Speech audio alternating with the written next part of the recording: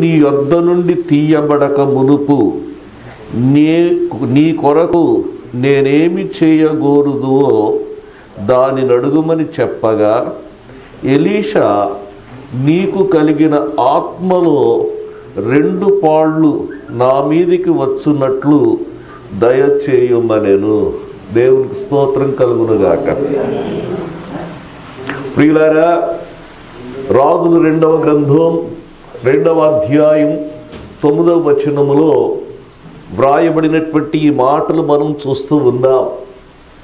ఏలియా యొక్క శిష్యుడు ఎలీషా, ఏలియా పరలోకమునకు కొనుపోబడేటువంటి సమయంలో ఏలియా అడుగుతూ ఉన్నాడు, నా వలన నీవేమి కోరుకుంటున్నావు? అప్పుడు ఎలీషా అన్నాడు, నీ ఆత్మలో 2 పాళ్ళ ఆత్మ నాకు కావాలి అని చెప్పి ఎలీషా తన హృదయములో ఉన్నటువంటి ఆశను తెలియచేసినట్లుగా మనం చూస్తూ ఉన్నాం. నీపై ఉన్నటువంటి ఆత్మలో 2 పాళ్ళు ఆత్మ నాకు దయచేయము అని చెప్పి ఎలీషా తన యొక్క ఆశను వ్యక్తపరుస్తున్నట్లుగా మనం చూస్తున్నాం. దైవ సేవకులారా, ఒక మంచి ఆశ ఎలీషా కలిగి ఉన్నట్లుగా మనము గమనిస్తూ ఉన్నాం. ఒక మంచి ఆశ ఏమిటి? ఆ ఆశను మనం చూస్తే ఎలీషా ఆశను గూర్చి కొన్ని మాటలు జ్ఞాపకం చేసి ముందుకు వెళతాను నేను. ఎలీషా యొక్క ఆశ ఒకటి, ఇది ఆత్మ సంబంధమైనటువంటి ఆశ కలిగినటువంటి వానిగా ఉన్నాడు. ఎలీషా ఆశ ఆత్మ సంబంధమైనటువంటి ఆశ. సేవకులుగా మనము ఆత్మ సంబంధమైనటువంటి ఆశ కలిగినటువంటి ప్రజలుగా ఉండాలి అనేది మనం జ్ఞాపకం చేసుకోవాలి. నీపై ఉన్నటువంటి ఆత్మలో 2 పాళ్ళ ఆత్మ నాకు కావాలని చెప్పి ఆత్మ సంబంధమైనటువంటి ఆశను కలిగి ఉన్నట్లుగా మనం చూస్తూ ఉన్నాం. ఒక మాట మీకు జ్ఞాపకం చేస్తాను. మన మనస్సు ఆత్మ సంబంధమైనటువంటి విషయముల మీద ఉండాలి కానీ శరీర సంబంధమైనటువంటి విషయాలపై ఉండకూడదు అనేటువంటిది ముందుగా మీకు జ్ఞాపకం చేస్తూ ఉన్నాను. దేవుని యొక్క వాక్యములో నుండి ఒక మాట మనం చూద్దాం.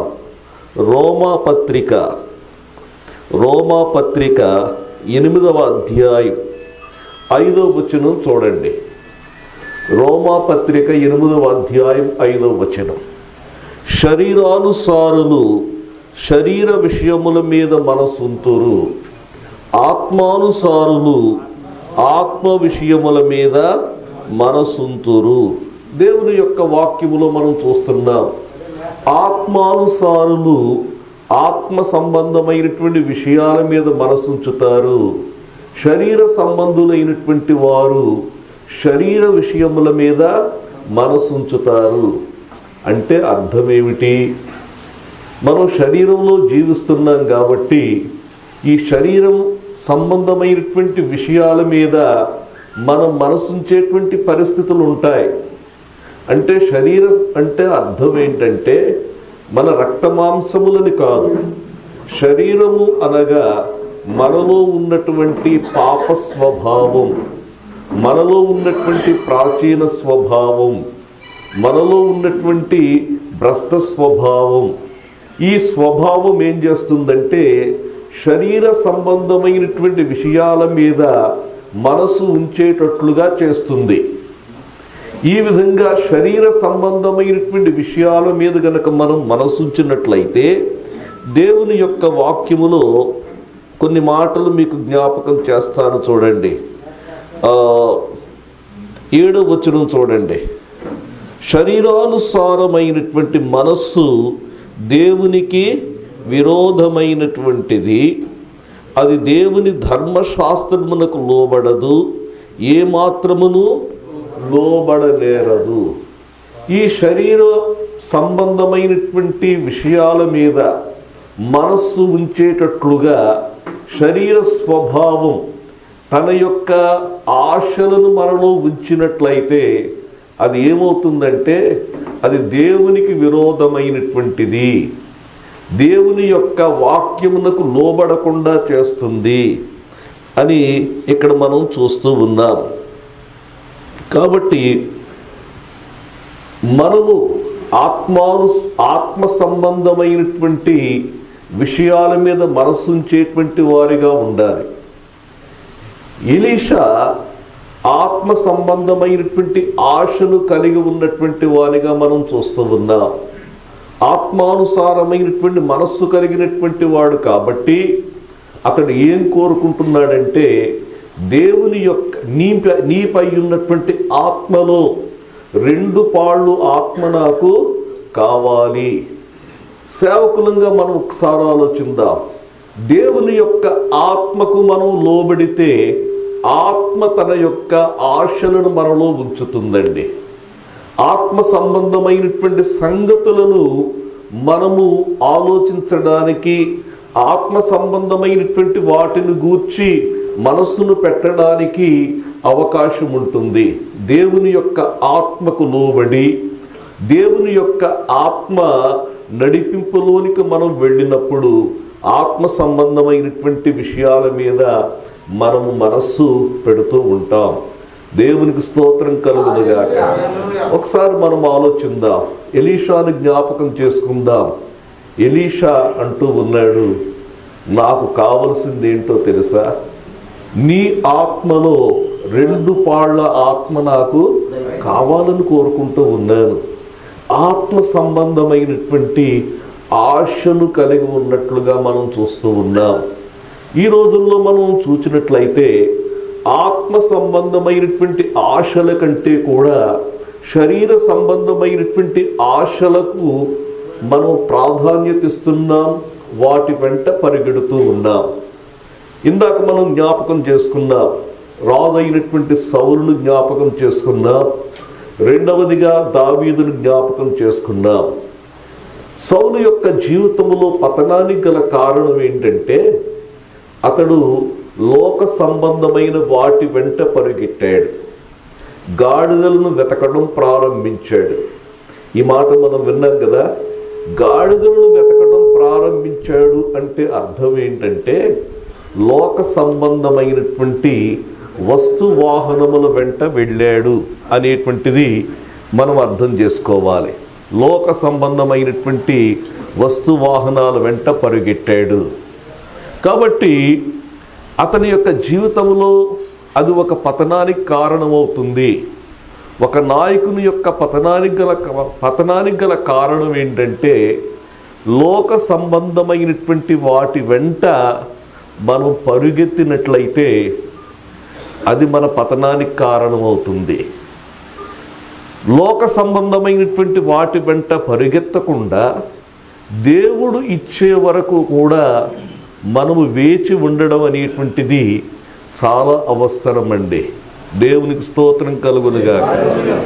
నేను సేవ ప్రారంభించినటువంటి తొలి దినాల్లో 8 సంవత్సరాలు నేను ఒక అరుగు మీదే నేను ప్రార్థన పెట్టాను. 8 సంవత్సరాలు మందిరం లేదు, ఒక అరుగు మీదే నేను ప్రార్థన పెట్టాను. ఎప్పుడు కడతావని అడిగేవారు. దేవుడు ఇచ్చినప్పుడు కడతాననేవాడిని. దేవుని స్తోత్రం కలుగునుగాక. హల్లెలూయా. ఆ రోజుల్లో వాహనాలు లేవు. ఏ విధమైనటువంటి వాహనం, ఒక చిన్న లోన ఒకటి ఉండేది, దాని మీదే నేను ప్రయాణం చేసేవాడిని. ఆ చిన్న లోన మీద చాలా దూరం ప్రయాణాలు చేసినటువంటి సందర్భాలు ఉన్నాయి. దేవునికి స్తోత్రం కలుగునుగాక. హల్లెలూయా. ఆత్మ సంబంధమైనటువంటి ఆశను మనం ఎప్పుడైతే కలిగి ఉంటామో అప్పుడు మనకు కావలసినటువంటివి ప్రభువునకు తెలుసు, వాటిని అనుగ్రహిస్తాడు. ఎలీషా అంటా ఉన్నాడు, నీ ఆత్మలో 2 పాళ్ళ ఆత్మ నాకు కావాలి. ఎలీషా యొక్క ఆశను గూర్చి 2వ మాట చెప్తాను. ఎలీషా యొక్క ఆశ ఆత్మ సంబంధమైనదే కాదు, పరిచర్య సంబంధమైనటువంటి ఆశ, సేవా సంబంధమైనటువంటి ఆశ కలిగి ఉన్నాడు. దేవునికి స్తోత్రం కలుగునుగాక. ఎందుకంటే అప్పటికే మరి ఏలియా, తన గురువు గారైనటువంటి ఏలియా పరలోకమున కొనిపోబడుతున్నాడనేటువంటి సంగతి అక్కడ ఉన్నటువంటి ప్రవక్తల శిష్యులకు అందరికీ తెలిసింది.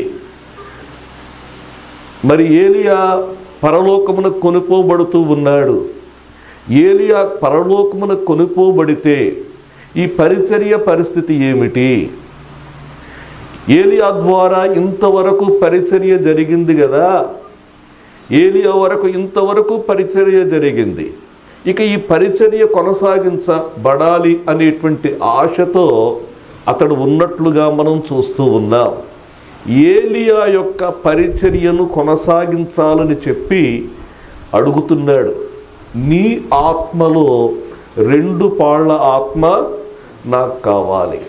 2 పాళ్ళ ఆత్మ కావాలంటే ఏలియా కంటే ఎక్కువ పరిచర్య చేయాలని కాదు అక్కడ అర్థం. 2 పాళ్ళ ఆత్మ అంటే అర్థం ఏంటంటే కుమారుడైనటువంటి వానికి 2 అంతలు తండ్రి ఏం చేస్తాడంటే స్వాస్థ్యం ఇస్తాడు. దేవునికి స్తోత్రం. ఎలీషా యొక్క ఆశ ఏంటంటే నీకు కుమారునిగా నీ యొక్క పరిచర్యను నేను కొనసాగించాలి. అది దాని అర్థం. దేవునికి స్తోత్రం కలుగునుగాక. సేవకులారా, మన బిడ్డలు మన యొక్క పరిచర్యను కలిగి ఉండాలి అని ఆశించడంలో తప్పు లేదు. దేవునికి స్తోత్రం కలుగునుగాక. ఆశించడంలో తప్పు లేదు. ఇక్కడ పరిచర్య కొనసాగించబడాలని ఇతడు కోరుకుంటున్నట్లుగా మనం చూస్తూ ఉన్నాం. నీ పరిచర్య నీతో ఆగిపోకూడదు, నీ పరిచర్య కొనసాగించబడాలి. దేవునికి స్తోత్రం కలుగునుగాక. హల్లెలూయా. ఎలీషా అయితే ఏలియా యొక్క పరిచర్య కొనసాగింపబడాలని కోరుకున్నాడు. ఎలీషా యొక్క శిష్యుడైనటువంటి గేహజీ ఉన్నాడు. ఎలీషా శిష్యుడైనటువంటి గేహజీ ఎలీషా యొక్క పరిచర్యను కోరుకోలేదు. ఎలీషా యొక్క పరిచర్యను కోరుకోకుండా ఏం కోరుకున్నాడు? దేవుని యొక్క వాక్యములో మనం చూచినట్లయితే ఈ మాటలు జ్ఞాపకం చేసుకుంటే ఒక్కసారి మంచిది. మనం చూద్దాం. 2వ రాజుల గ్రంథానికి రండి. 2వ రాజుల గ్రంథం 5వ అధ్యాయంలో మనం చూస్తే ఇక్కడ మనం చూస్తూ ఉన్నాం. దేవుని స్తోత్రం కలుగునుగాక. 2వ రాజుల గ్రంథం 5వ అధ్యాయంలో మనం చూస్తే ఇతడు కోరుకున్నది ఏంటంటే 26వ వచనములో మనం చూస్తూ ఉన్నాం. ద్రవ్యమును, వస్త్రములను, ఒలీవ చెట్లను, తోటలను, ద్రాక్ష తోటలను, గొర్రెలను, ఎడ్లను, దాసదాసీలను సంపాదించుకొనుటకు ఇది సమయమా? ఎలీషా అయితే పరిచర్య కొనసాగించాలని కోరుకున్నాడు. గేహజీ అయితే పరిచర్య సంబంధమైనటువంటి ఆశ లేకుండా, పరిచర్యను కోరుకోకుండా అతడు కోరుకున్నది ఏంటంటే వస్త్రములు, ఒలీవ తోట చెట్లు, ద్రాక్ష తోటలు, దాసదాసీలు, వీటిని సంపాదించుకోవాలని వాటి వెంట పరుగెత్తినట్లుగా మనం చూస్తూ ఉన్నాం. అయితే వాటి వెంట పరుగెత్తాడు కానీ అతడు సంపాదించుకున్నది ఏంటో తెలుసా? నయమాను పొందినటువంటి కుష్ఠరోగం అతడు మాత్రమే సంపాదించుకోలేదు కానీ అతనితో పాటు ఉన్నటువంటి అతని యొక్క 4 కుమారులు కూడా ఈ యొక్క కుష్ఠవ్యాధిని సంపాదించుకున్నారు. సేవకులారా, ఒక మాట జ్ఞాపకం చేస్తా ఉన్నాను నేను. మనము సేవకులు మాత్రమే కాదు, మనము సంఘ నాయకులు మాత్రమే కాదు, కుటుంబానికి కూడా నాయకులం. కుటుంబ నాయకులుగా ఉన్నటువంటి మనము మన తరువాత తరానికి ఏమిస్తున్నాం అనేటువంటిది చాలా ప్రాముఖ్యమైనటువంటి ప్రశ్న. మన తరువాత మన తరమునకు, మన బిడ్డలకు మనం ఏమిస్తున్నాం? ఇక్కడ ఇతడు ఇచ్చినది ఏమిటి అని మనం ఆలోచిస్తే కుష్ఠరోగాన్ని ఇచ్చాడు. ఇతడు కుష్ఠరోగయ్యాడు. ఇతని యొక్క సంతానమంతా కూడా కుష్ఠరోగులైనట్లుగా మనం చూస్తూ ఉన్నాం. ఇక్కడ మనం చూస్తూ ఉన్నాం. ఇక్కడ అంటా ఉన్నాడు, కాబట్టి నయమాను కలిగిన కుష్టు నీకును నీ సంతతికిని సర్వకాలము అంటియుండును. చాలా భయంకరమైనటువంటి పరిస్థితి మరి ఇతడు తన తరమునకు ఇచ్చినట్లుగా మనం చూస్తూ ఉన్నాం. ఆ తర్వాత అధ్యాయములో మనం చూస్తే షోమ్రోను పట్టణం ముట్టడి వేయబడిన తరువాత ఆ పట్టణములో భయంకరమైనటువంటి క్షామం కలిగింది. ఈ భయంకరమైనటువంటి క్షామం కలిగినప్పుడు 4 కుష్ఠరోగులు మాట్లాడుకుంటూ ఉన్నారు. మనం పట్టణములో ఉంటే ఆకలి చేత చచ్చిపోతాం, పట్టణమునకు వెలుపల ఉంటే వెలుపలికి వెళితే శత్రువులు అక్కడ ముట్టడి వేసి ఉన్నారు. ఒకవేళ వాళ్ళు మనల్ని బ్రతకనిస్తే బ్రతుకుదాం, లేకపోతే అక్కడైనా చనిపోతాం, ఇక్కడైనా చనిపోతాం అని చెప్పి 4 కుష్ఠరోగులు వెళ్ళినట్లుగా మనం చూస్తున్నాం. ఒక వ్యాఖ్యానకర్త ఏమంటాడంటే ఈ 4 కుష్ఠరోగులు కూడా నయమాను యొక్క సంతానం అని చెప్పి అంటాడు. కాబట్టి చాలా సీరియస్గా మనం ఆలోచించాలి. సేవకులంగా పరిచర్య సంబంధమైనటువంటి ఆశను మనం కలిగి ఉన్నామా అనేటువంటిది మనం ఆలోచించాలి. ఎలీషా అంటా ఉన్నాడు, నీ వెళ్ళిపోతూ ఉన్నావు, నీ పరిచర్య నీతో ఆగిపోకూడదు, నీకు వారసుడుగా నేను రావాలి, నీకు వారసుడుగా నేను రావాలి. పరిచర్యను కోరుకున్నాడండి. దేవునికి స్తోత్రం కలుగునుగాక. కోరుకొనడంలో తప్పేమీ లేదు, స్వాస్థ్యంగా పొందడంలో తప్పేమీ లేదు. దేవునికి స్తోత్ర.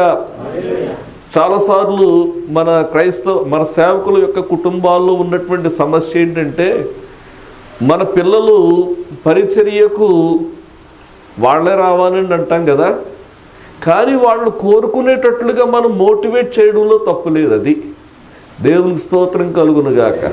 హల్లెలూయా. ఈ రోజుల్లో చాలామంది పరిచర్యకు వచ్చేటప్పుడు ముందు వేసేటువంటి ప్రశ్న ఏంటంటే దేవుడిని పిలిచాడా అంటారు. దేవుడు పిలవచ్చు, లేకపోతే కొన్నిసార్లు స్వాస్థ్యంగా కూడా పొందొచ్చు. అది నేను చెప్తున్నా. దేవుడు అందరినీ ఒకే రీతిగా పిలవడుగా, అందరినీ ఒకే రీతిగా పిలవడు, స్వాస్థ్యంగా పొందొచ్చు. కొన్నిసార్లు పరిస్థితుల ప్రభావమును బట్టి పరిచర్యలోకి వెళ్ళొచ్చు. ఆ ఊర్లో ఎవ్వరు ఉండరు. అలాంటి పరిస్థితుల్లో దేవుడు ఆ భారమును నీ మీద పెట్టి పరిచర్యలోనికి వెళ్ళమని చెప్పి నీకు ప్రేరేపణ ఇవ్వచ్చు. దేవునికి స్తోత్రం కలుగునుగాక. హల్లెలూయా. కాబట్టి ఇక్కడ మనం గమనించాలి, దేవుని యొక్క పరిచర్య సంబంధమైనటువంటి ఆశ కలిగి ఉన్నాడు. 3వ ఆశ చెప్తాను చూడండి. ఎలీషా యొక్క ఆశ ఏంటంటే దేవుని రాజ్య సంబంధమైనటువంటి ఆశ కలిగి ఉన్నాడు. దేవునికి స్తోత్రం కలుగునుగాక. ఎందుకో తెలుసా, రాజైనటువంటి ఆహాబు పరిపాలన చేస్తూ ఉన్నాడు. ఆ కాలంలో రాజైనటువంటి ఆహాబు పరిపాలన చేస్తున్నటువంటి కాలంలో చాలా భయంకరమైనటువంటి విగ్రహారాధన పెచ్చు పెరిగిపోతున్నటువంటి పరిస్థితి, దేవుని యొక్క అధికారం కూలద్రోయబడుతున్నటువంటి పరిస్థితి, బలిపీఠం పడగొట్టబడినటువంటి పరిస్థితి. ఇలాంటి పరిస్థితుల్లో దేవుని యొక్క రాజ్య సంబంధమైనటువంటి ఆశ కలిగి ఉన్నట్లుగా మనం చూస్తూ ఉన్నాం. దేవునికి స్తోత్రం కలుగునుగాక. ఏలియా చనిపోవాలనుకున్నాడు కదా, చనిపోవాలనుకున్నప్పుడు ఏలియా, నీ శక్తికి మించినటువంటి ప్రయాణము నేను పెట్టాను, నువ్వు వెళ్ళి 3 వ్యక్తులను నీవు అభిషేకం చేయాలి. సిరియాకు వెళ్ళు, రాజైనటువంటి హజాయేలు నీవు అభిషేకం చేయి. అలాగే ఇశ్రాయేలు దేశానికి వెళ్ళు, యెహూను అభిషేకం చేయి. అలాగే ఇశ్రాయేల్ దేశంలో మరి ఎలీషాను అభిషేకం చేయి. హజాయేలు తప్పించుకున్నటువంటి వారిని యెహూ హతం చేస్తాడు, యెహూ తప్పించుకున్నటువంటి వారిని ఎలీషా హతం చేస్తాడు అని చెప్పి ఏలియాతో చెప్పాడు. దేవునికి స్తోత్రం కలుగునుగాక. కాబట్టి ఏలియా ఏం చేశాడంటే ఎలీషాను అభిషేకించాడేమో, ఎలీషా ఆ బాధ్యత తీసుకున్నాడు.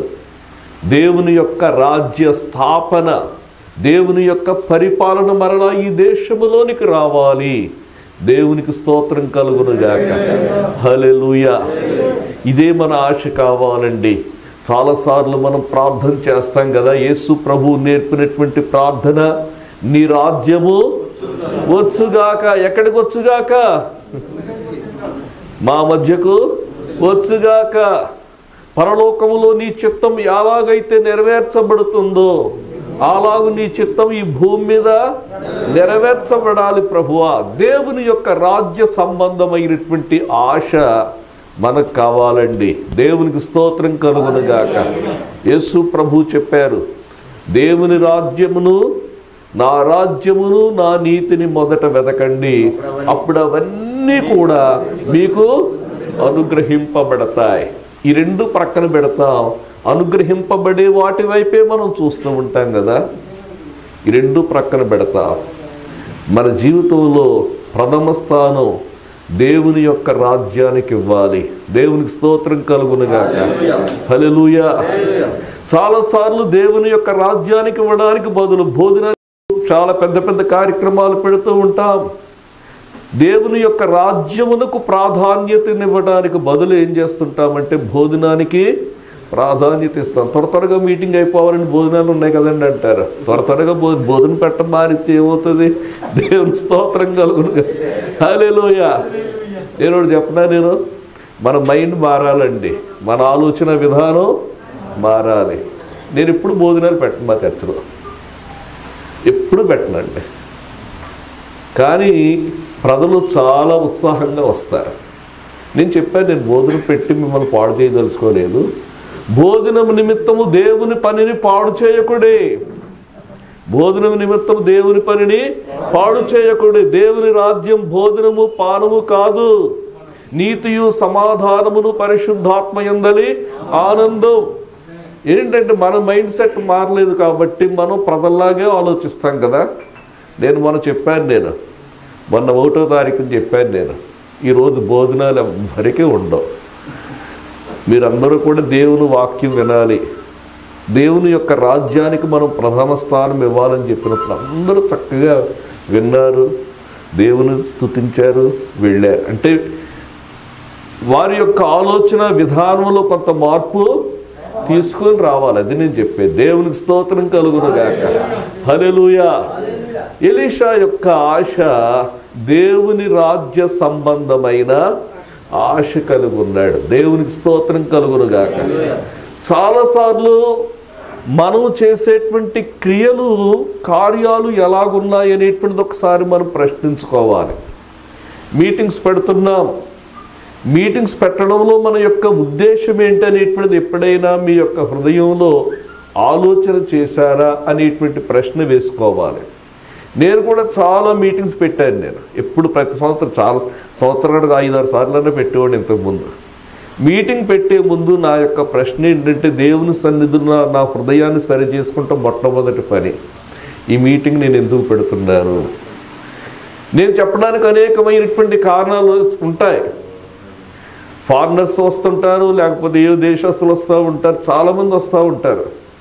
నేను మొట్టమొదటిగా నేను చేసుకునేటువంటి పని ఏంటంటే, ముందు నా హృదయాన్ని దేవుని సన్నిధిలో సరి చేసుకోవాలి. ప్రభువా, నా ఆశ ఒకటే, నీ రాజ్యం వృద్ధి కావాలి, నీ పరిపాలన ఇక్కడికి రావాలి. ఇది నా ఉద్దేశం.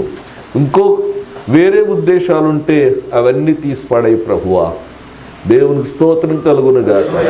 హల్లెలూయా. దేవుని రాజ్య సంబంధమైనటువంటి ఆశ కలిగి ఉన్నాడు. ఇలాంటి ఆశ కలిగి నీ ఆత్మలో 2 పాళ్ళు ఆత్మ నాకు కావాలి. నీ ద్వారా జరుగుతున్న పరిచర్య కొనసాగాలి. దేవుని ఆత్మ కార్యాలు జరగాలి. నీ రాజ్యం వృద్ధి కావాలి. ఈ గొప్ప ఆశ కలిగి ఉన్నాడు. ఆశ కలిగి ఉండడం గొప్పదే. కానీ ఈ ఆశ ఎలా నెరవేర్చబడిందో 4 సంగతులు చెప్పి నేను ముగిస్తాను. దేవునికి స్తోత్రం కలుగునుగాక. హల్లెలూయా. ఏలియా పరలోకమునకు ఆరోహణమై వెళ్ళిపోతూ ఉన్నాడు. ఏలియా వెళ్ళిపోతున్నాడని తెలిసింది. ఎలీషా వెంబడిస్తూ ఉన్నాడు. ఎలీషా ఎంతవరకు వెంబడించాడంటే, ఏలియా అంటా ఉన్నాడు, నీవు ఇక్కడే ఉండిపో, నువ్వు అంటే నేను నిన్ను విడువను. చూడండి, 2వ రాజుల గ్రంథంలో ఈ మాటలు జ్ఞాపకం చేసుకుందాం. 2వ రాజుల గ్రంథం 2వ అధ్యాయం 1వ వచనం. యెహోవా సుడిగాలి చేత ఏలియాను ఆకాశమునకు ఆరోహణము చేయింపబోవు కాలమున ఏలియాయు ఎలీషాయు కూడి గిల్గాలు నుండి వెళ్ళుచుండగా. వీరి ప్రయాణం ఎక్కడ ప్రారంభమైందంటే గిల్గాలు అనేటువంటి ప్రాంతము నుండి ప్రారంభమైంది. దేవునికి స్తోత్రం. అందరూ చెప్పండి, ఎక్కడి నుండి? అందరూ చెప్పండి. గిల్గాలు. గిల్గాలు. దేవుని యొక్క పని మన ద్వారా జరగాలని ఆశపడితే, దేవుని రాజ్య సంబంధమైనటువంటి ఆశ కలిగి ఉంటే, మన ప్రారంభం ఎక్కడ ఉండాలంటే గిల్గాలులో ప్రారంభం కావాలండి. దేవునికి స్తోత్రం కలుగునుగాక. గిల్గాలులో ప్రారంభం కాకుండా ఎవ్వరూ కూడా ఆత్మ సంబంధమైనటువంటి కార్యాలు చేయలేరు. గిల్గాలులో ప్రారంభం కాకుండా దేవుని రాజ్య సంబంధమైనటువంటి కార్యాలు జరగవు. ప్రయాణం ప్రారంభం కావలసింది ఎక్కడంటే గిల్గాలులో కావాలి. దేవునికి స్తోత్రం. ఈ గిల్గాలులో జరిగిన సంగతి ఏమిటి? ఇది మనం ఆలోచించాలండి. గిల్గాలులో జరిగినటువంటి సంగతి ఏంటంటే, దేవుని ప్రజలైనటువంటి ఇశ్రాయేలీయులు 300 సంవత్సరాలు ఐగుప్తులో దాస్యములో ఉండిపోయారు. ఐగుప్తులో దాస్యములో ఉండిపోయిన తరువాత మోషే నాయకత్వంలో వారు వాగ్దాన దేశమునకు వారు ప్రయాణమై వస్తూ ఉన్నారు.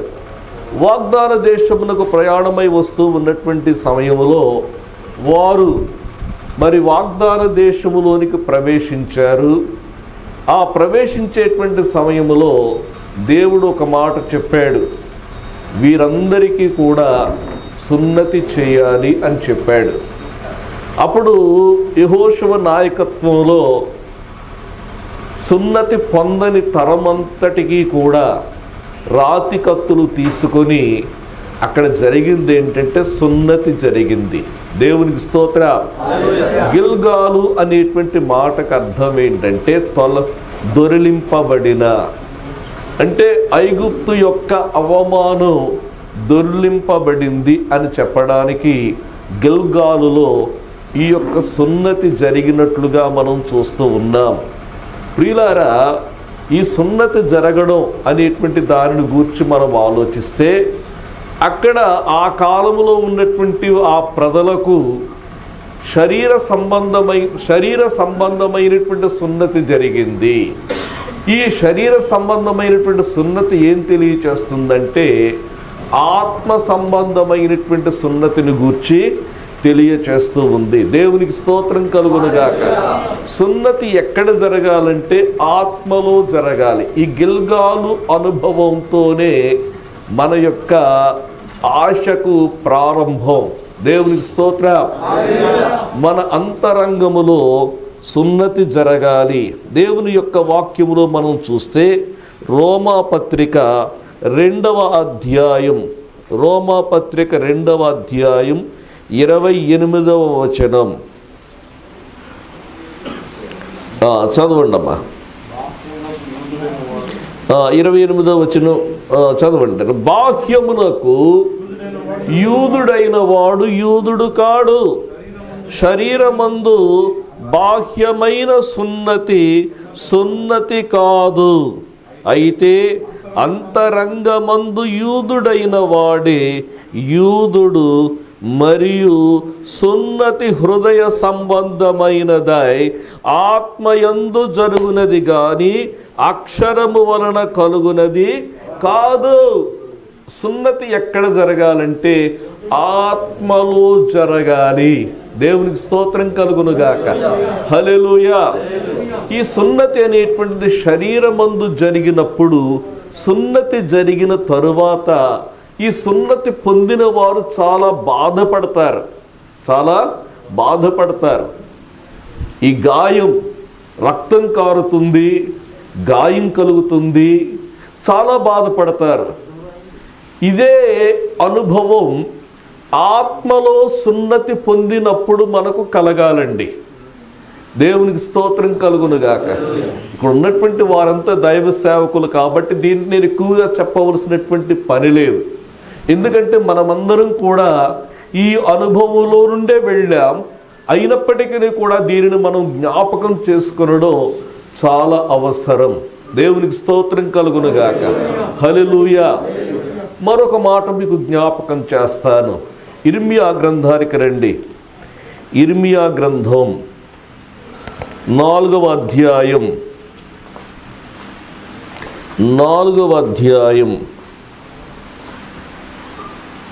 3వ వచనం చూడండి. 3-4 వచనాలు.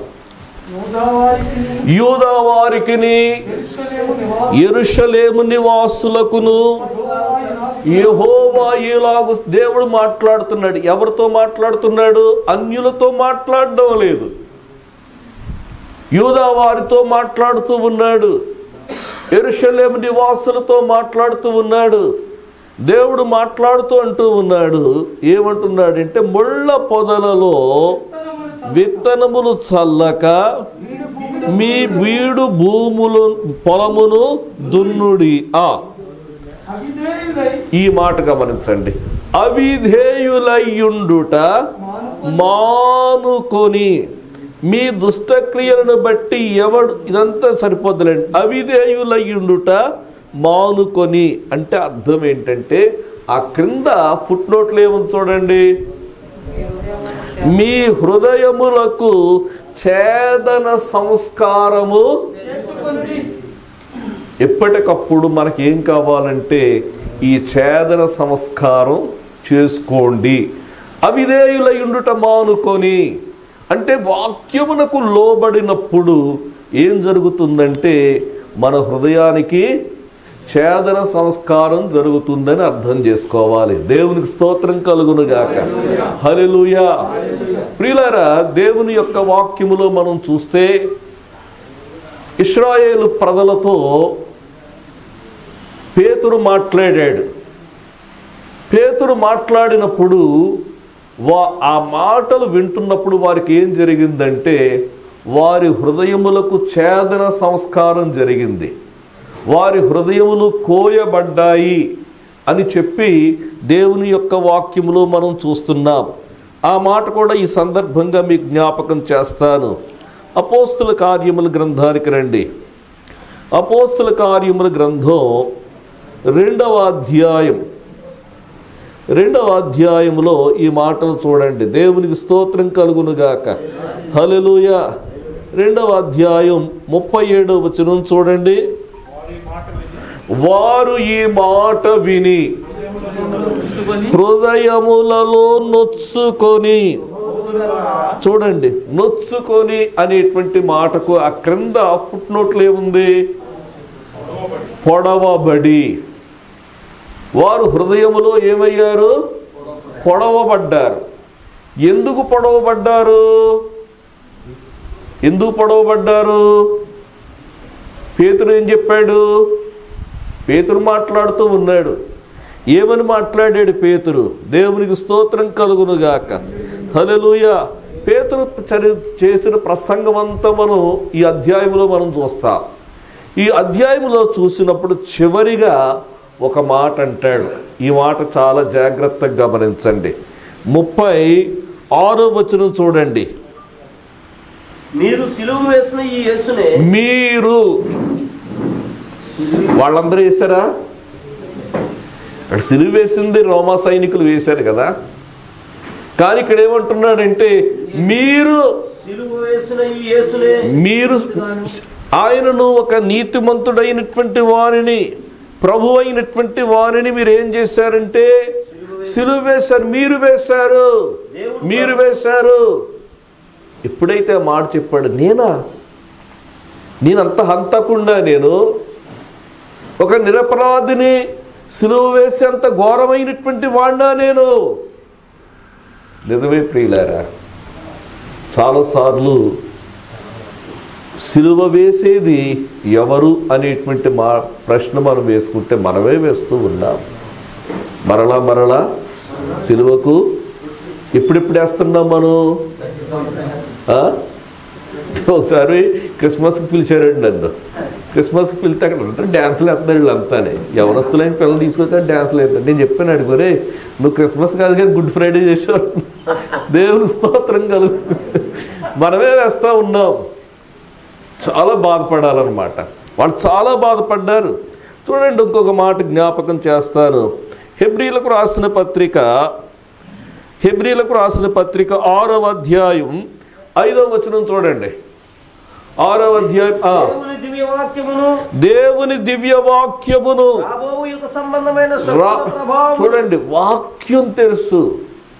రాబోవు యుగ సంబంధమైన శక్తుల ప్రభావము రుచి చూచాం మనం. దేవునికి స్తోత్రం. ఆయన పరిపాలన ఎలాగుంటుందో మనం రుచి చూచాం. ఆయన రాజ్యం ఎంత సమాధానకరమైనదో మనం రుచి చూచాం. ఇన్ని తెలుసుండి కూడా ఇన్ని తెలుసుండి కూడా మనం ఏమవుతున్నాం? తప్పిపోతా ఉన్నాం. ఇన్ని తెలుసుండి కూడా మనం ఏమవుతున్నామంటే తప్పిపోతా ఉన్నాం. ఈ తప్పిపోయినటువంటి వారు ఏం చేస్తున్నారంటే తమ విషయములో దేవుని కుమారుని మరలా సిలువ వేస్తా ఉన్నాం. ఎవరో వేయట్లేదు. దేవుని యొక్క దివ్యమైనటువంటి వాక్యాన్ని, రాబో యుగ సంబంధమైనటువంటి వాటిని రుచి చూచినటువంటి మనం ఎప్పుడెప్పుడైతే తప్పిపోతూ ఉంటామో అప్పుడు మనమే సిలువ వేస్తున్నాం. ఈ సిలువ వేసినప్పుడు ప్రభు మనతో మాట్లాడినప్పుడు మరణ గిల్గాలు అనుభవానికి రావాలి. దేవునికి స్తోత్రం కలుగునుగాక. హల్లెలూయా. గిల్గాలు అంటే శరీర స్వభావాన్ని పరిత్యజించడం అన్నమాట. దేవునికి స్తోత్రం కలుగునుగాక. హల్లెలూయా. సేవకులారా, 2 పాళ్ళ ఆత్మ మన కొరకు ఉంది. దేవునికి స్తోత్రం కలుగునుగాక. హల్లెలూయా. గిల్గాలు. ఈ గిల్గాలులో ప్రారంభమైంది వీళ్ళ యొక్క ప్రయాణం. గిల్గాలులో ప్రారంభమై వాళ్ళు ఎక్కడికి వెళ్తా ఉన్నారు? ఒకసారి మరలా అక్కడికి వద్దాం. చూడండి, 2వ రాజుల గ్రంథం 2వ అధ్యాయం చదవండి. ఏలియా యెహోవా నన్ను బేతేలునకు పొమ్మని సెలవిచ్చి ఉన్నాడు గనుక నీవు దయచేసి ఇక్కడ ఉండుమని ఎలీషాతో అనెను. ఎలీషా యెహోవా జీవముతోడు నీ జీవముతోడు నేను నిన్ను విడువనని చెప్పగా వారిద్దరును బేతేలునకు ప్రయాణము చేసిరి. దేవునికి స్తోత్రం. హల్లెలూయా. రెండవదిగా మనం చూస్తే వాళ్ళు ఎక్కడికి వెళ్ళారంటే బేతేలు. అందరూ చెప్పండి, ఎక్కడ ప్రారంభమైంది? గిల్గాలులో ప్రారంభమైంది. గిల్గాలులో శరీర స్వభావమును పరిత్యజించడం. దేవునికి స్తోత్రం కలుగునుగాక. హల్లెలూయా. గిల్గాలులో సున్నతి జరిగింది, దొరలింపబడింది. రెండవదిగా ఎక్కడికి వచ్చారంటే బేతేలు. అందరికీ తెలుసు కదా, బేతేలు అంటే దేవుని మందిరం. బేతేలు అనగా దేవుని యొక్క మందిరం. దేవునికి స్తోత్రం. ఈ బేతేలు అనేటువంటి పేరు యాకోబు పెట్టాడు. యాకోబు తన తండ్రిని మోసం చేసి తండ్రి యొక్క దీవెనలన్నీ సంపాదించుకున్నాడు. తండ్రి యొక్క దీవెనలన్నీ సంపాదించుకొని పారిపోతూ ఉన్నాడు. పారిపోతూ ఒక అరణ్యములోనికి వెళ్ళాడు. అరణ్యములోనికి వెళ్ళిన తర్వాత ప్రొద్దుగుంకింది. ఒక రాయిని తలగడగా చేసుకున్నాడు. ఆ రాయి మీద పండుకున్నాడు. ఆ రాయి మీద పండుకున్నప్పుడు అతనికి ఒక కల వచ్చింది. ఆ కలలో అతడు ఏం చూశాడు? నిచ్చెన చూశాడు. ఒక నిచ్చెన ప్రత్యక్షమైంది. దేవునికి స్తోత్రం కలుగునుగాక. హల్లెలూయా. ఒక నిచ్చెన ప్రత్యక్షమైంది. కలలో నిచ్చెన చూశాడు. నిచ్చెన ఎంత పెద్ద నిచ్చెనది? ఒక కొనేమో ఆకాశం మీద ఉంది, మరొక కొనేమో భూమి మీద ఉంది. దేవునికి స్తోత్రం. ఇది ఇంత పెద్ద నిత్యం చేసిన వాళ్ళు ఎవరో ఉండరండి. ఇలాంటి నిత్యం చేయాలంటే దేవుడే చేయాలి. దేవునికి స్తోత్రం కలుగునుగాక. హల్లెలూయా. ఆ నిత్యనే ప్రభు అయిన యేసుక్రీస్తు.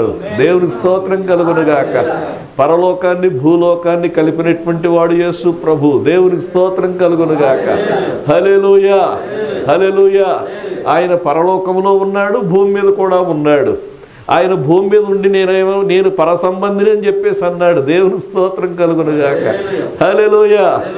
ఆ నిచ్చెన మీద దేవదూతలు ఎక్కుచూ దిగుచూ ఉన్నారు.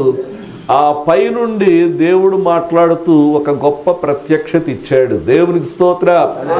బేతేలు అంటే అర్థం ఏంటంటే దేవుని మందిరం. యాకోబు దేవుని యొక్క వాక్య ప్రత్యక్షత పొందిన స్థలం అది. దేవునికి స్తోత్రం. హల్లెలూయా. హోషేయ గ్రంథానికి రండి. హోషేయ గ్రంథం 12వ అధ్యాయం 4వ వచనం చూడండి. హోషేయ 12:4. అతడు దూతతో పోరాడి జయమందును అతడు కన్నీరు విడిచి అతని బతిమాలెను. బేతేలులో ఆయన అతనికి ప్రత్యక్షమాయెను.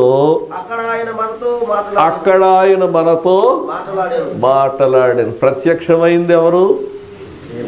దేవుడు.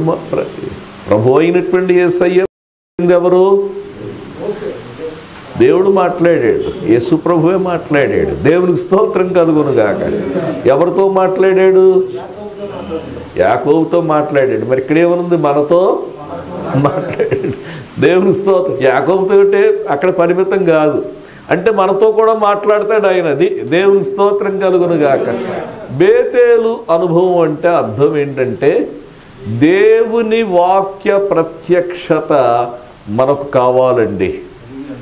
గిల్గాలును దాటి వచ్చినటువంటి మనం ఏం చేయాలంటే దేవుని యొక్క వాక్య ప్రత్యక్షత కొరకు ఎదురు చూడాలి. అది దేవునికి స్తోత్రం. వాక్య ప్రత్యక్షత అంటే అర్థం ఏంటి? ఇది మనం బైబిల్ ఊరికే చదువుకుంటూ వెళితే వాక్య ప్రత్యక్షత దొరుకుతుందా? ఇది మనం ఆలోచించాలి.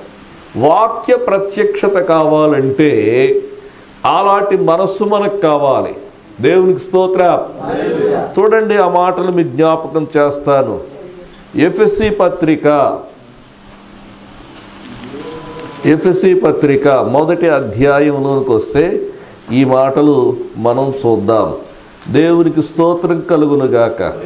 హల్లెలూయా. చూడండి, 19వ వచనం చాలా పెద్దగా ఉంది కదా. ఈ 1వ అధ్యాయం 19వ చివరి మాటలు చదువుతాను నేను. మన ప్రభువైన యేసుక్రీస్తు యొక్క దేవుడైన మహిమ స్వరూపియగు తండ్రి. చూడండి, తన్ను తెలుసుకొనుట యందు అంటే దేవుని గూర్చి ఇంకా అధికమైనటువంటి గ్రహింపు కావాలి. దేవుని గూర్చి ఇంకా అధికమైనటువంటి గ్రహింపు కావాలి. తన్ను తెలుసుకొనుట యందు మీకు జ్ఞానమును ప్రత్యక్షతయును గల మనస్సు. అలాంటి మనస్సు కావాలి. దేవునిని గూర్చిన ప్రత్యక్షత మీరు పొందాలి అనేటువంటి మనస్సు కావాలి. దేవుని గూర్చిన ప్రత్యక్షత కలిగినటువంటి మనస్సు. ఆయన వాక్య ప్రత్యక్షత, ఆయనను గూర్చి తెలుసుకొనుటలో మీకు ప్రత్యక్షత కావాలి అని చెప్పేసి అంటా ఉన్నాడు. అంటే దేవుడు తన వాక్యం ద్వారా మనతో మాట్లాడాలి. దేవునికి స్తోత్రం కలుగునుగాక. యాకోబుతో మాట్లాడాడు, కానీ హోషేయులు అంటా ఉన్నాడు మనతో మాట్లాడాడు. ఇప్పటికీ మాట్లాడుతూ ఉన్నాడు. దేవునికి స్తోత్రం కలుగునుగాక. హల్లెలూయా. హల్లెలూయా. ఎప్పుడైనా మనం ఈరోజు దేవుడు నాతో ఏం మాట్లాడాడు మనం ప్రశ్నించుకోవాలి. ఏం మాట్లాడాడు దేవుడు నాతో, ఏం మాట్లాడాడు, ఏ విషయంలో తన ప్రత్యక్షత ఇచ్చాడు అనేటువంటిది కావాలి. ఒకవేళ మాట్లాడలేదు అనుకో, మనం ఏం చేయాలంటే కనిపెట్టాలి. ప్రభువా, నేను నీ గడప దగ్గర కనిపెట్టుకుంటున్నాను, నీవు నాతో మాట్లాడు, నీవు నాతో మాట్లాడు. వాక్యం చెప్పేటప్పుడు కూడా సేవకులుగా మనం ఏం చేయాలంటే దేవుని యొక్క వాక్య ప్రత్యక్షత కొరకు చూడాలి. ప్రభువా, ఏం మాట్లాడమంటావు, ఈరోజు నేను ఏం మాట్లాడాలి? కొన్నిసార్లు నా యొక్క అనుభవంలో నేను మీటింగ్లోకి నిలబడే వరకు కూడా నాకేం తెలియదు ఏం మాట్లాడాలనేటువంటిది. కనిపెడతా ఉంటాను నేను, ప్రభు నాతో ఏం మాట్లాడుతున్నాడు, ఏ ప్రత్యక్షత ఇస్తాడు. ఎప్పుడైతే ఆ వాక్య ప్రత్యక్షత మనం పొందుకుంటామో అప్పుడు ఏమవుతుందంటే దేవుని యొక్క కార్యాలు జరగడం మనం చూస్తామండి. దేవునికి స్తోత్రం కలుగునుగాక. హల్లెలూయా. ఇద్దరు కలిసి ప్రయాణమై వెళుతూ ఉన్నారు. యాకోబు, ఎలీషా, ఏలియా ఇద్దరు కలిసి ప్రయాణమై వెళుతున్నారు. ఎక్కడికి వచ్చారు? బేతేలుకు వచ్చారు. ఇంకొక 2 ఉన్నాయి, నేను త్వరగా ముగిస్తాను. బేతేలులో ఉన్న ప్రవక్తల శిష్యులు ఎలీషా యొద్దకు వచ్చి, నేను యెహోవా నీ యొద్ద నుండి నీ గురువును పరమునకు తీసుకొని పోవునని నీవెరుగుదువా అని ఎలీషాను అడుగగా, అతడు నేను ఎరుగుదును, మీరు ఓటుండెనను. పిమ్మట ఏలియా ఎలీషా, యెహోవా నన్ను ఎరుకోకు పొమ్మని సెలవిచ్చి ఉన్నాడు. యెహోవా నన్ను ఎరుకోకు పొమ్మని సెలవిచ్చి ఉన్నాడు గనుక నీవు దయచేసి ఇక్కడ ఉండుమని ఎలీషాతో అనగా, నీ జీవముతోడు నేను నిన్ను విడువనే. నేను దేవునికి స్తోత్ర. వారిద్దరు కలిసి ఎక్కడికి ప్రయాణం చేశారంటే ఎరుకో. అందరూ చెప్పండి, ఏంటది? ఎరుకో.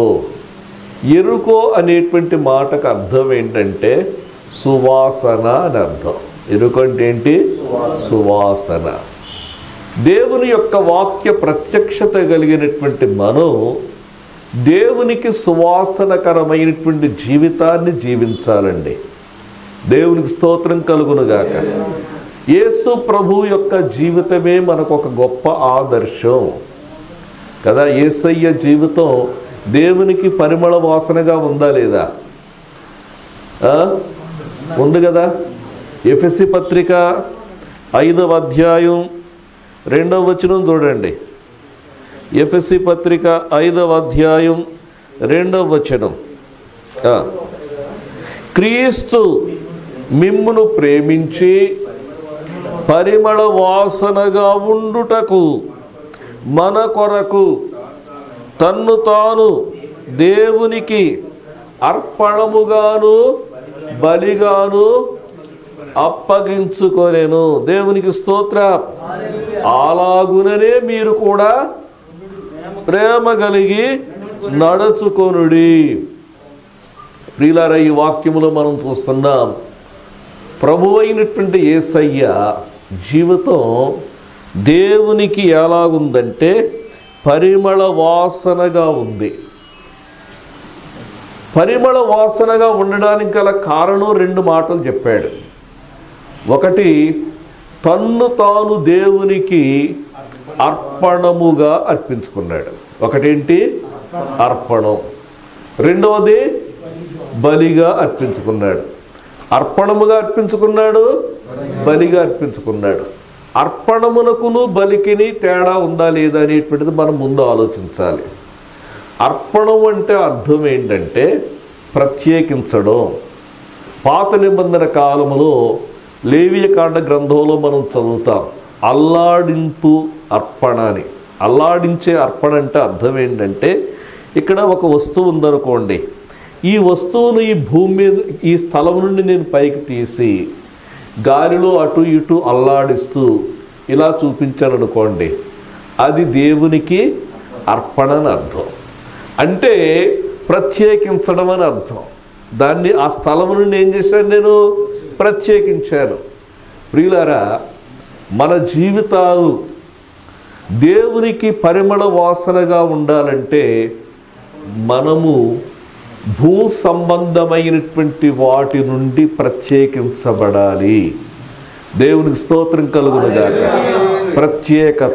ప్రత్యేకత లోక సంబంధమైనటువంటి వాటి నుండి ప్రత్యేకింపబడాలి. దేవునికి స్తోత్రం కలుగునుగాక. హల్లెలూయా. లోకస్తులతో మనం కలిసిపోయి ఉండకూడదు, లోకము నుండి ప్రత్యేకించబడాలి. రెండవ మాట బలిగాను అనేటువంటి మాట గమనించండి. బలిగాను అనేటువంటి మాట దగ్గర మనం ఏం అర్థం చేసుకోవాలంటే దహన బలిగాను అని అర్థం చేసుకోండి. ఏ బలి? దహన బలి. దేవుని వాక్యములో వ్రాయబడి ఉంది, దహన బలి దేవునికి ఇంపైన బలి అని మనం చూస్తున్నాం. దహన బలికిని మిగిలిన బలులకు ఉన్నటువంటి తేడా ఏంటంటే, దహన బలిలో బలి పశువు సంపూర్ణముగా దహింపబడుతుంది. అర్పణ తెచ్చినటువంటి వారికి ఏ విధమైన భాగము ఇవ్వబడదు. అంటే అర్థం ఏంటంటే, మన జీవితాలు దేవునికి బలిగా అర్పింపబడాలంటే మనలను మనము సంపూర్ణముగా దేవునికి సజీవయాగంగా అర్పించుకోవాలి అని అర్థం చేసుకోవాలి. దేవునికి స్తోత్రం కలుగునుగాక. హల్లెలూయా, హల్లెలూయా. ఎరుకో అంటే వాసన, సువాసన. దేవునికి స్తోత్రం కలుగునుగాక. హల్లెలూయా. మనము క్రీస్తు సువాసనను వెదజల్లాలి, క్రీస్తును గూర్చిన జ్ఞానమును వెదజల్లాలి, క్రీస్తు సువాసనను వెదజల్లాలి అనేటువంటి మాటను మనం ఇక్కడ జ్ఞాపకం చేసుకోవాలి. నాలుగవ ప్రదేశం,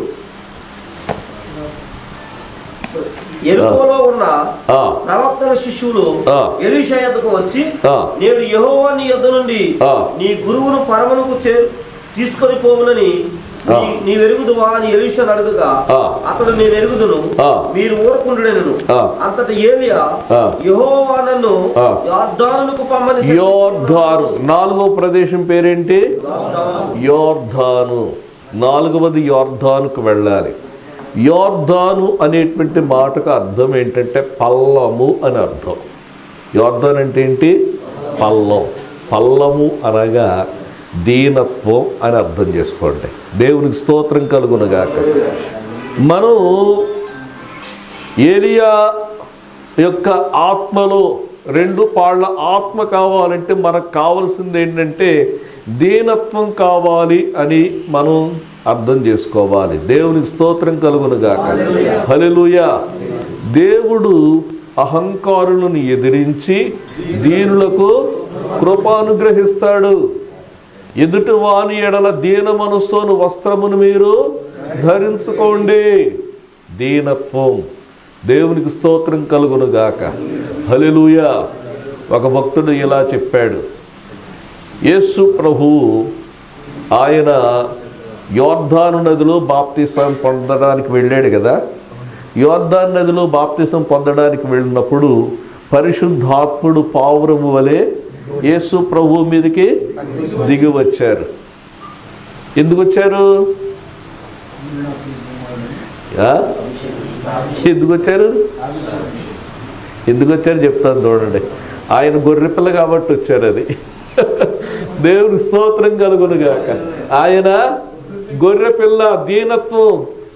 ఆయన ఇదిగో నీ రాజు సాత్వికుడు దీనుడై ఆయన వచ్చాడు కదా దీనత్వంతో.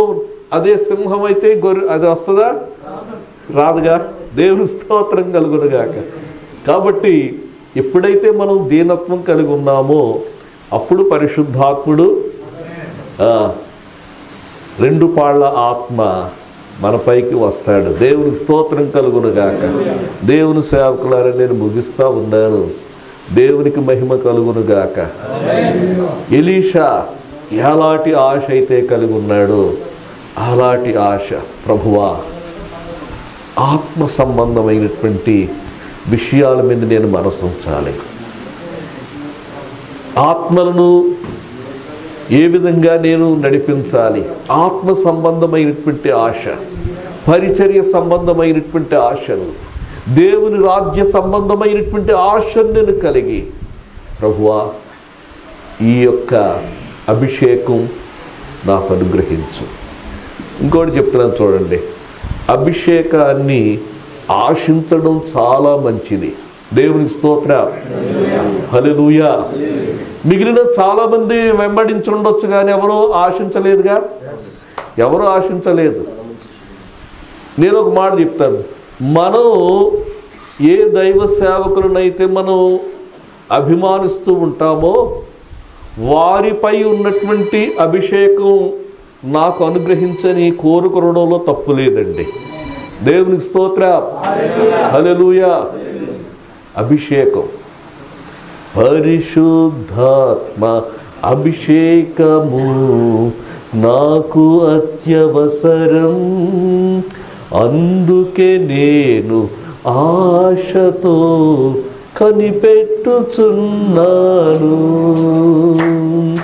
పరిశుద్ధాత్మ అభిషేకము నాకు అత్యవసరం, అందుకే నేను ఆశతో కనిపెట్టుచున్నాను. పరిశుద్ధాత్మ అభిషేకించుమా, పరిశుద్ధాత్మ అభిషేకించుమా, పరిశుద్ధాత్మ అభిషేకించుమా. హల్లెలూయా. అభిషేకం అంటే అంక్షన్ అంటారు. ఫంక్షన్, అంక్షన్ టు ఫంక్షన్, పని చేయడానికి కావలసిన సమర్థత అభిషేకం ఇస్తుంది. నిజమే ప్రియులారా, గిల్గాలును దాటదా, శరీర సంబంధమైనటువంటి వాటిని త్యజిందా, ఆత్మలో పొడవబడి, అవును ప్రభువా, అవును నాయనా నేనే సిలువ వేశాను, నన్ను కనికరించు ప్రభువా. తప్పిపోయినప్పుడెల్లా కూడా నేను సిలువ వేస్తుంటారు, నన్ను కనికరించు ప్రభువా. నీ వాక్య ప్రత్యక్షత నాకు ఈ నాయనా, నీ వాక్యములో శ్రేష్టమైనటువంటి సంగతులు చూసినట్లుగా నా కన్నులు తెరవచ్చేయి ప్రభువా. నాయనా నేను వెళ్ళిన ప్రతి ప్రదేశములో కూడా నిన్ను గూర్చిన సువాసను నేను వెదజల్లాలి ప్రభువా. నన్ను నేను నీకు అర్పించుకుంటున్నాను నాయనా, ఒక బలిగా అర్పించుకుంటున్నాను ప్రభువా, ఒక దహన బలిగా. నాలో ఉన్నటువంటి ప్రతి భాగము కూడా నాయనా నీ కొరకు దహించబడాలి ప్రభువా. నా ఆలోచన, నా యొక్క భావోద్రేకాలు, నా సర్వ శరీరము కూడా నీకు అర్పించుకుంటున్నాను నాయనా. నీ సన్నిధిలో దీనత్వంతో నేను గడుపుతాను ప్రభువా. నీకు వందనాలు నాయనా. ప్రభువా నీ వాక్యమును నీ బిడ్డల కొరకు మీరు ఆశీర్వదించండి, దీవించండి ప్రభువా. నైనా ఎలీషా వలె గొప్ప కార్యాలు నీ రాజ్య వ్యాప్తి కొరకు, నీ కొరకు చేయులాగన నీ దాసులైన మమ్ములందరినీ కూడా మీరు అభిషేకించమని, ఆశీర్వదించమని యేసు నామమున అడుగుచున్నాను తండ్రి, ఆమేన్. మన తండ్రి అయిన దేవుని యొక్క ప్రేమ, ప్రభు అయిన యేసుక్రీస్తు వారి యొక్క కృప, పరిశుద్ధాత్ముని యొక్క అన్యోన్య సహాయము, సహవాసం ప్రభువుని సేవిస్తున్న సకల పరిశుద్ధులందరికీ, దైవ సేవకులు, వారి కుటుంబాలకు, వారి పరిచర్యలకు, సంఘాలకు సదా తోడయుండును గాక. ఆమేన్.